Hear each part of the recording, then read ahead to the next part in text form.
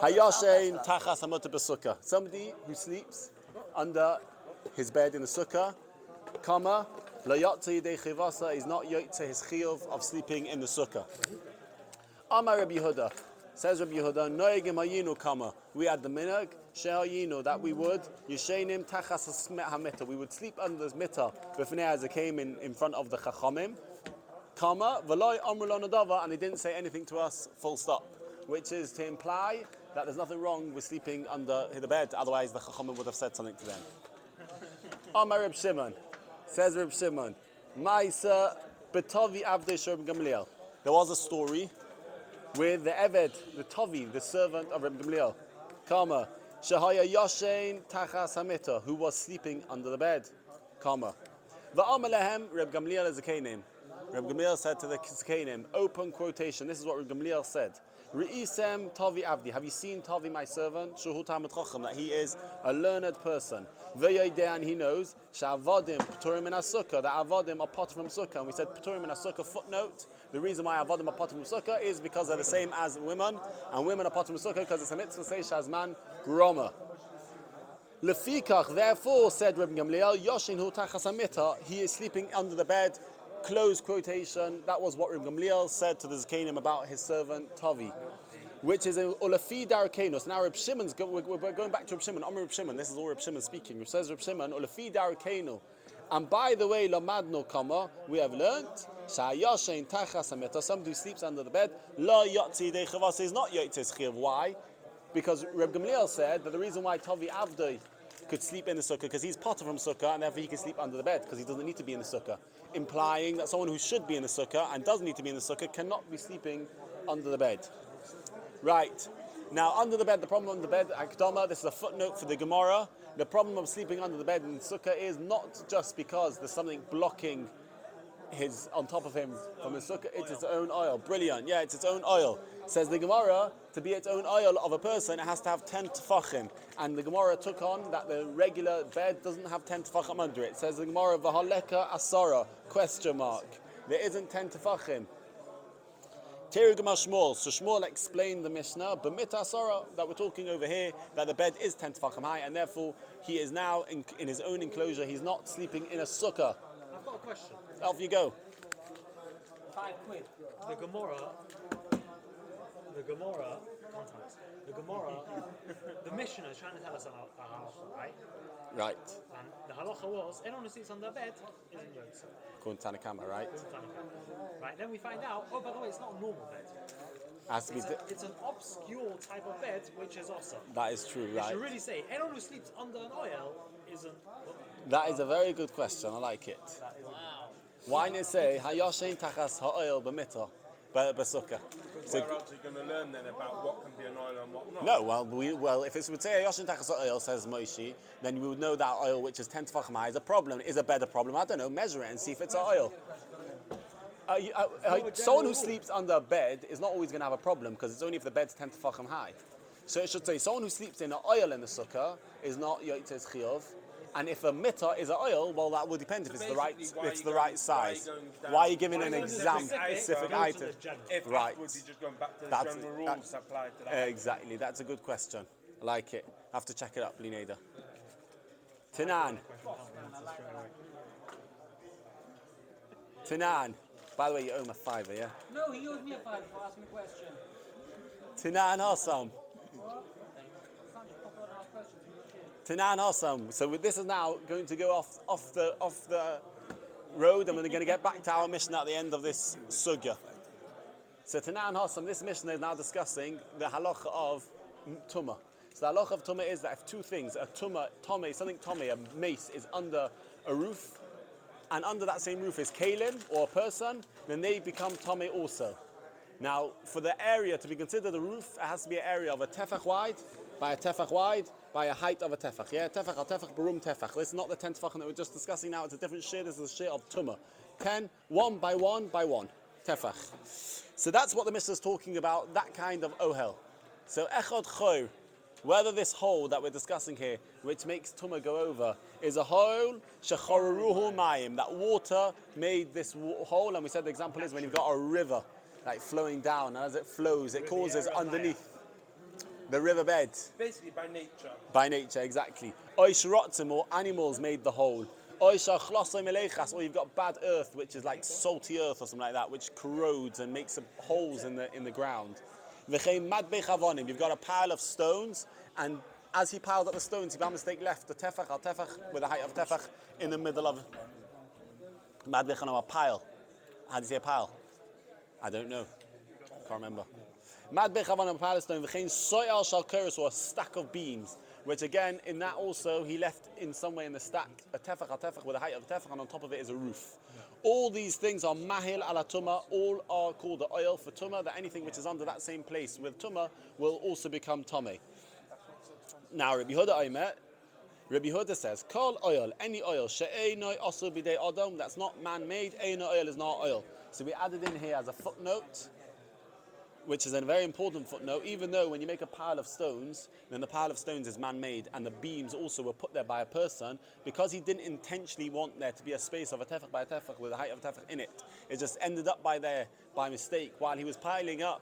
Then it doesn't have on purpose. Then it doesn't have, says Rabbi Yehuda, tzarich, it has to be made as a oil, as a purpose-built roof, and therefore, because it wasn't made for that, then it's not going to cause tumah to go over. So Behuda effectively is arguing with this. Definitely. He's coming to do. He's arguing that all the cases you just said are not good. Not true. So Yes. Right, so just we're not doing anything new. We're going all the way from the beginning of the Perek. But you missed the question of a century. Yes, we missed it. It was a good question came in from Maishi Brandeis. Anyway, so we're on the bottom of the Amud, my time with Rabbi Yehuda. Okay, my time with Rabbi Yehuda. My time with Rabbi Yehuda. What is the reason Rabbi Yehuda? Right, so Rabbi Yehuda told us that has to be a man-made oil. So that's where we're going from. My time with Rabbi Yehuda, question mark. My time with Rabbi Yehuda. Yalef, he learns out at the top of the Amud. Oil mi Mishkan. He learns out from the word oil to another word oil that it says in the Mishka. Gzeir Shava. Kisiv Hacha. It says in the Parsha of Tumah. Zois Teras Ha'adam. That is the Parsha, the open quotation. This is the pasuk. Zois Teras Ha'adam. This is the halacha of a person. Kiyomas Ba'oil, who dies in a tent. And this oil is the halacha of that we're discussing now, oil, and that is the end of the pasuk. So you close quotation. Oksiv Hasam, and it says in the pasuk in Parshas Pikudei, I think. Shemois, somewhere in Shemois. Vayifrois es oil. Open quotation. There's a pasuk in talking about Moshe Rabbeinu when he finished off the Mishkan. Vayifrois, he spread out es oil, the oil, ala Mishkan, on top of the tent, on top of the Mishkan, and therefore we say, close quotation. That's the end of the pasuk. Ma'ala halon, says the Gemara, just like by Moshe Rabbeinu, when he made this oil, Moshe Rabbeinu did it. He did it purposely. Bidei Adam, it was made by a person purposely. Afkan, so too, the halacha of Adam Kiyomas Ba'oil is discussing the kind of oil which is Bidei Adam, purposely man-made, full stop. That is how Rabbi Yehuda learns out that has to be purposely man-made. V'Rabbanon. Yeah. V'Rabbanon, and Rabbanon who hold that it doesn't have to be purposely man-made. Why don't they learn this Gzeira Shava? Oil, riba. Because it says so many times in the pasuk oil. If you look at the side of the Gemara in the Aleph, you'll see there the pasuk Zois Teres Adam Ki Yomas Ba'oil, Kalabala oil, V'Chalashe Ba'oil. 3 times it says the word oil, which is coming to me include all kinds of kinds of oil. Even a non-man-made oil is included from the extra words. Full stop. That's the end of that Gemara. Now the Gemara is going to ask a question on what we just said from this Mishnah that Rabbi Yehuda has to have a man-made oil. V'Sava Rabbi Yehuda, does Rabbi Yehuda really hold? Kol oil, any oil, she'einoi also b'dei adam, which is not man-made, eino oil is not oil, kama or a minhu. I'll ask you a stira. It says in a Mishnah in Parah. This is the halachas of a paraduma. So we need a new paraduma. So what we have to do is we have to get water from the shiluach spring and pour it with the ashes of the paraduma, sprinkle it over a kohen, and then that kohen goes and gets the new paraduma, and he burns that paraduma and makes the new ashes for the next paraduma. Now we want to be extra careful with the tower of this paraduma, and therefore the person going to fetch the shiluach from the water from the shiluach, the mechatas, has to be extra tahor. So this is how it goes. Chatzeros, gardens, hayabunois, Yerushalayim were built in Yerushalayim, al gabei cellar on top of a rock. Now this rock, we want to make sure that no one's buried under it. So we make sure that it's built on a rock which was there since the creation of the world, and therefore it's unlikely that anyone's buried under it.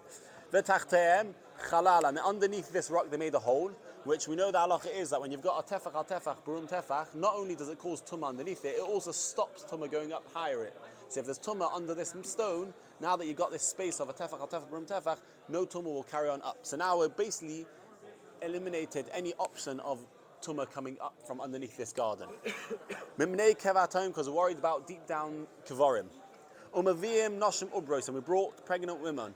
The Yolde Sham, and they gave birth over there. Megadles B'neim Sham Lepara, and they brought up Megadles Sham. They brought up their children Lepara for the Paraduma. Right. So now it's time to go fetch the water. Umavin Shvarim, they brought oxen. The Al Gaben, and on the backs of the oxen were the losses, doors. Now, David pointed out these doors can't be Makabal Tumah because they're flat, and flat pieces of wood are not Makabal Tumah. So once you've got, they're not Makabal Tumah, they cause Tumah to go from the Tumah to anything else underneath it. That's an oil causing Tumah, and this is the actual wood. Yes, it itself won't come Tumah. The halacha is has to be we learn it out from sack. It says in the pasuk sack, a bag which holds stuff. Anyway, so now once you've got this ox with a delis on its back, no tumah can go up. So if he's driving down the road and there's someone buried underneath the road, the tumah, even if it's going to go up, but it'll stop by this door, because the door is a oil mafsik, it's called, the oil which stops the tumah going up. So they put this door on top of the ox. And this child that's been brought up and he's never been anywhere near anything tomei is now sitting on top of this door. He's guarded from any tumah coming to him. The koisos shel even, and cups made out of stone. And again, the reason why we use cups of stone is because it can't be Mekabel Tumah. Bidem in their hands. So they came to this shiluach spring. Yardu, they got off the ox. L'soich hamayim, they went inside. They went inside the water. Umilum, and they filled up these stone cups of water. What are they trying to do here? They're trying to get the water, and that water they mixed with the ashes of paraduma, and then they sprinkle it. So you need water and child that's never become tomei. a Kohen child that's never become tomei, bringing this water. So if he's born in a place where there's no way there's anyone buried underneath that place, and even if he is someone buried, there's a space which stops it. And the way he gets all the way to the water was with a big board on top of this ox, which means that no tumah can go further than the board. He's safe. Now when he gets to the water, so we said the reason why he has to get off the ox and go into the water, why can't he just lower it with a string like the other mandama was saying? Because this mandama holds that it has to be drawn by hand. It can't be drawn with a string. And therefore he goes into the water. Why are we not worried about someone buried in the water? Because it's very, but if someone's buried underneath, I don't know if he'll flow. But I think the point is, you don't go into water to bury people. It's just unlikely that you go into a river to bury people, and therefore we're not worried that someone's buried underneath the river because it's not a normal thing to do. Umilam, he filled up his cup with water. Va'alu, and they got up. V'yashvu lehem, and now they sat back down on this door. That was all Tanakama.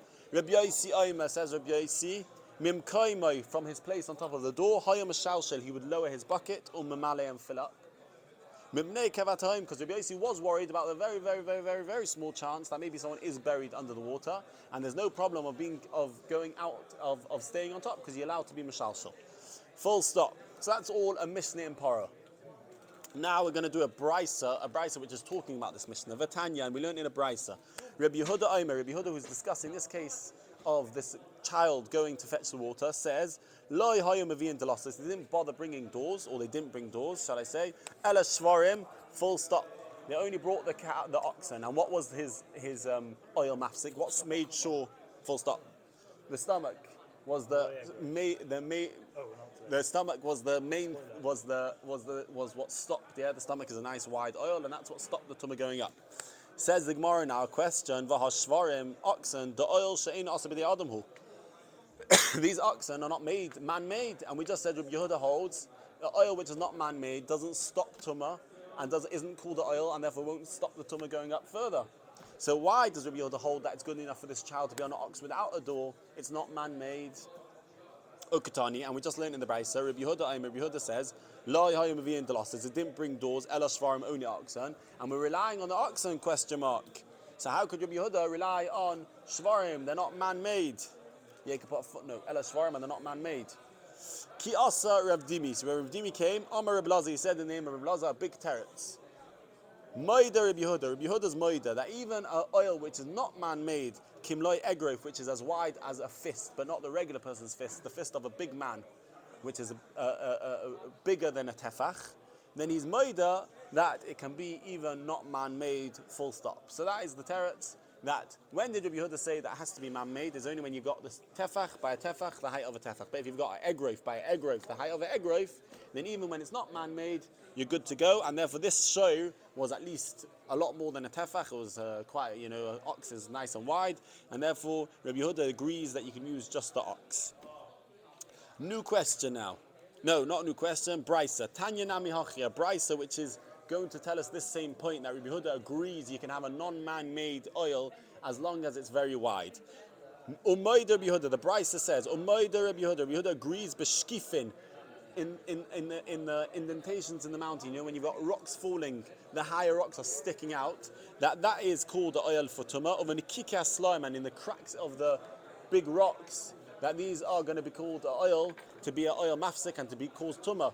Full stop. Now, why are these nikika slime and shkifim, even though they're non-man-made? Yeah, it's mountains, which are not man-made, but because it's very big, very wide, and very high, then there's no problem. You don't need a man-made, even according to Rabbi Yehuda. Right, full stop. Now, a new question on what we're saying. We just said that when it's very high and very wide and very big, then you don't need man-made. And now the Gemara is going to ask on that point a question. V'harei deles. A door, the yeshba kamei groifim, which is very wide. It's not a tefach, it's more than a tefach, quite a lot more than a tefach. Ukutani, and it says in the Brisa, Rabbi Yehuda said, Lo yihayim b'vi'in delosses, he didn't bring doors. Ela shvarim, question mark, only oxen. Now the question is, the Gemara understood in the Havamim, and the Gemara understood in this question at this point, that Rabbi Yehuda hold, we didn't bring doors because the doors wouldn't work. For the Gemara, why won't the doors work? Because the doors are very wide, and if they're very wide, then it doesn't matter if they're not man-made. Now we asked on this Gemara that these doors are more than, they're anyway man-made. Yeah, if you put a door on top of a place, then that's called man-made. You made the oil. So what exactly is the question? So Rashi learns that because it's not normal to use a door. Yeah, did you hear this point? No, I missed it. Because it's not the question is that a deles is man-made. So what's the Gemara's question? That the Gemara is asking a question that if Rabbi Yehuda agrees when it's very wide that you can have a non-man-made door, then why didn't Rabbi Yehuda use a delis? Now the question is, even if Rabbi Yehuda holds you can't use a man-made door at all, but a door is a man-made. Naturally, a door is man-made. Is man-made. So what is the Gemara's question? So Rashi learns that because it's very irregular to use a door as a roof, it's not the normal thing, then it's as bad as using non-man-made, and therefore it'll have all the same halachas. It's not got din Of a good oil, not keli, oil, of a good man-made oil. And therefore, the Gemara's question is, it's not a good man-made oil, then it's a problem. So says the Gemara, but if Rabbi Yehuda agrees that even when you don't have a good oil, if it's very wide, you're good to go, then the door's very wide, so why didn't he use one? That's a question mark. Amar Abayis says the first teretz, Lo yhutzchu lahavi delosis. They didn't need to bring doors because the ox did the job.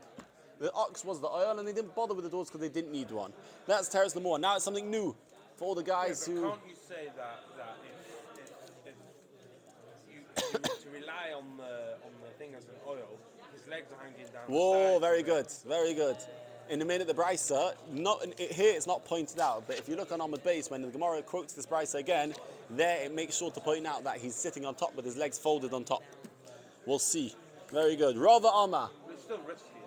Yeah, it is a bit risky, which is exactly what Rava's about to say now. Rava Amma says Rava. Do you know why Rabbi Yehuda says, are we good? Okay, to ask. No,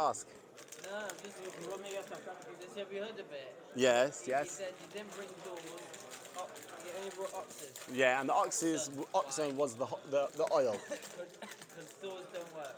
So the Gemara thought the reason is because doors don't work. Says the Gemara, what's the problem? Gemara, It's also very wide. And if it's very wide, then we don't care how bad the oil is, it's good to go. And therefore, Maloya Grave is a fist wide, it's bigger than a tefach. It's very wide, it's wider than a tefach. Yeah, a tefach is this, and a Maloya Grave is a big man's fist, which is nice and wide. Yeah. Right, so that was the question. So Abaya says, what are you showing? The cow. Yeah, we'll get there. It's probably a mitzvah cow, right? After one of the ones on the tree. Yeah. So Amar Abaya says Abaya. Loi hutchchul havi delasa. Says Abaya. The reason why they didn't bring a delis is because they didn't need one. The oxen did the job. Now it's new. Everybody ready for the new Gemara? Too late? 20 minutes up? You literally just hit 20 minutes. Yeah, but we just did Chazara all. Yeah, one more answer. So, yeah. Okay, Rava Amma. Says Rava. Let's just do one more teretz. Rava Amma. They'll get too comfortable.